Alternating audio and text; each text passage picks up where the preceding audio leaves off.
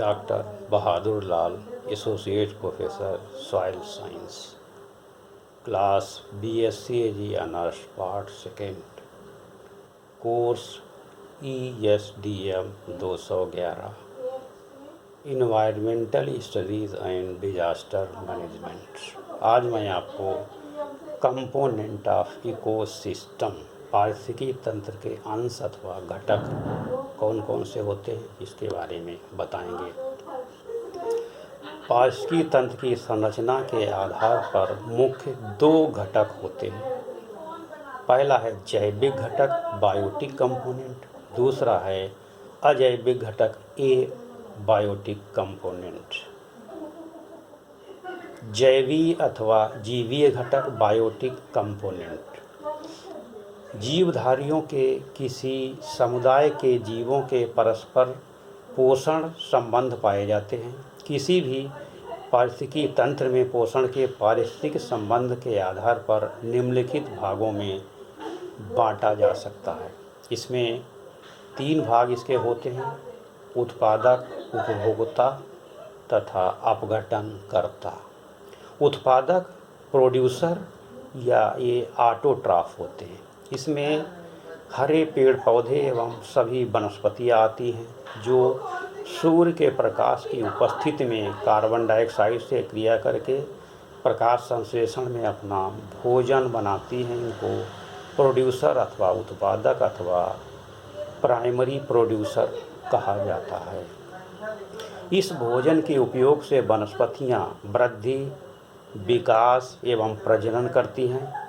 प्रकाश संश्लेषण की क्रिया में हरे पौधे न केवल खाद्य पदार्थों का संश्लेषण करते हैं बल्कि प्राणदायी ऑक्सीजन भी बाहर निकलते हैं, जिससे जीवधारी श्वसन क्रिया करके ऊर्जा प्राप्त करते हैं।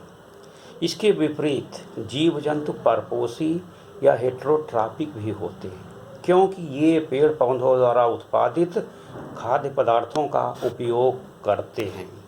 इसी खाद्य पदार्थ द्वारा जंतु अपने लिए कार्बोहाइड्रेट, वसा, प्रोटीन तथा अन्य पदार्थ के कार्बनिक पदार्थों का संश्लेषण करते हैं। यही कारण है कि पेड़ पौधों को उत्पादक, प्राइमरी प्रोड्यूसर तथा जीव जंतुओं को द्वितीयक या सेकेंडरी प्रोड्यूसर कहा जाता है। दूसरा है उपभोक्ता या कंज्यूमर।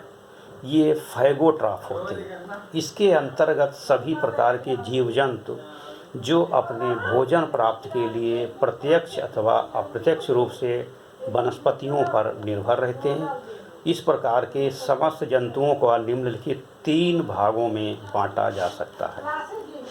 पहला है प्राथमिक कंज्यूमर, प्राइमरी कंज्यूमर या प्राथमिक उपभोक्ता। इसमें इन्हें शाकाहारी भी कहते हैं। इसके अंतर्गत सभी समस्त जीव जंतु जो अपना भोजन मूल उत्पादक एवं पेड़ पौधों से प्राप्त करते, अर्थात पेड़ पौधों के विभिन्न भागों को खाते हैं। उदाहरण के लिए कीड़े मकोड़े जो पेड़ पौधों की हरी एवं कोमल पत्तियों को खाते हैं, उनका उपयोग करते हैं, जैसे ग्रासहॉपर, छोटी मछली आदि। इसके अतिरिक्त तितलियाँ, मधुमक्खियाँ, बकरी, भेड़, गाय, भैंस, खरगोश आदि भी इसी श्रेणी में आते हैं। गौण उपभोक्ता या द्वितीयक उपभोक्ता या सेकेंडरी कंज्यूमर। इसमें मांसाहारी कार्निवोरस आते हैं जो शाकाहारी जीव जंतुओं को खाते हैं। इसमें चिड़िया, छिपकलियाँ, झिंगुर, मेढक, मछली आदि होते हैं। तीसरा है टर्शियरी कंज्यूमर या तृतीयक उपभोक्ता। इसके अंतर्गत वे मांसाहारी पौधे होते हैं जो अन्य मांसाहारी प्राणियों को खाते हैं, जैसे सांप मेढक को खाता है, बाज या गिद्ध सांप को खा जाता है।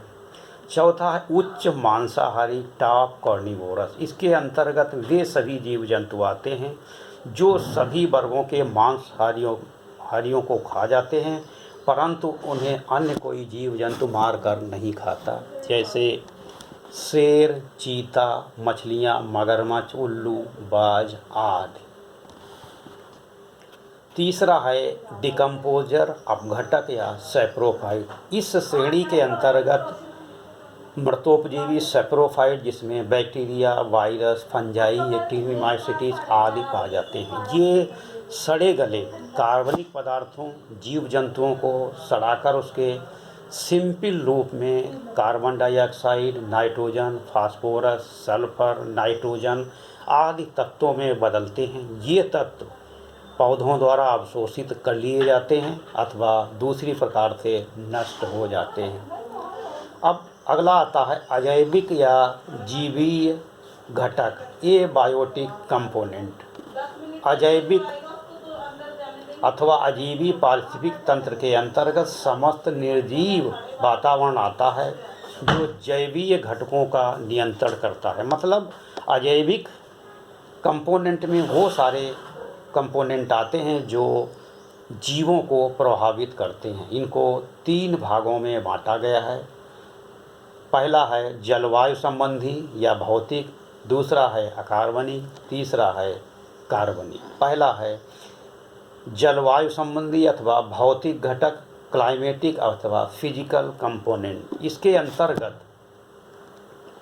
इसके अंतर्गत वायु, प्रकाश, जल, आर्द्रता, प्रकाश आदि आते हैं जो जलवायु अथवा भौतिक संरचना को प्रभावित करते हैं। सौर ऊर्जा इसका मुख्य घटक है जो पौधों में विद्यमान क्लोरोफिल को ऊर्जा संश्लेषण द्वारा ऊर्जा के रूप में संचित किया जाता है। जैसा कि हम बता चुके थे कि ये प्रकाश संश्लेषण करके भोजन बनाते हैं।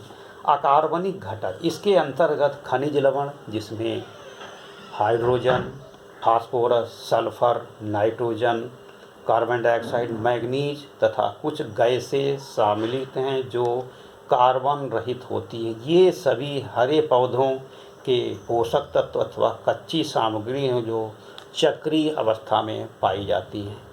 कार्बनिक घटक या ऑर्गेनिक कंपोनेंट, इसमें मृत पौधों एवं जंतुओं से उत्पन्न प्रोटीन, शर्करा, लिपिड, कार्बनिक पदार्थ अथवा इसके अपघटन से उत्पन्न इंटरमीडिएट कंपाउंड जैसे यूरिया, ह्यूमस आदि पाए जाते हैं।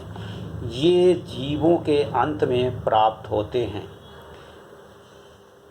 मृतोपोषी जीव जंतुओं, कवकों की क्रिया के फलस्वरूप अकार्बनिक तत्वों में बदलती हैं जिसे पेड़ पौधे पुनः उपयोग में लेते हैं। पारिस्थितिक तंत्र में किसी विशेष रूप से अजैविक पदार्थों के संपूर्ण मात्रा को स्थायी कहते हैं, स्थायी अवस्था कहते हैं। कार्बनिक अकार्बनिक घटक आपस में निर्जीव वातावरण की संरचना करते हैं।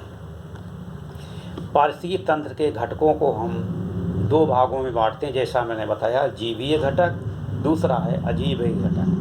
जीवीय घटक में उत्पादक, दूसरा बृहद उपभोक्ता, तीसरा सूक्ष्म उपभोक्ता। अजीवीय घटक में जलवायु संबंधी कार्बनिक तथा अकार्बनिक होते हैं। जलवायु संबंधी में जल, वायु, तापक्रम, प्रकाश, आर्द्रता आदि का प्रभाव होता है।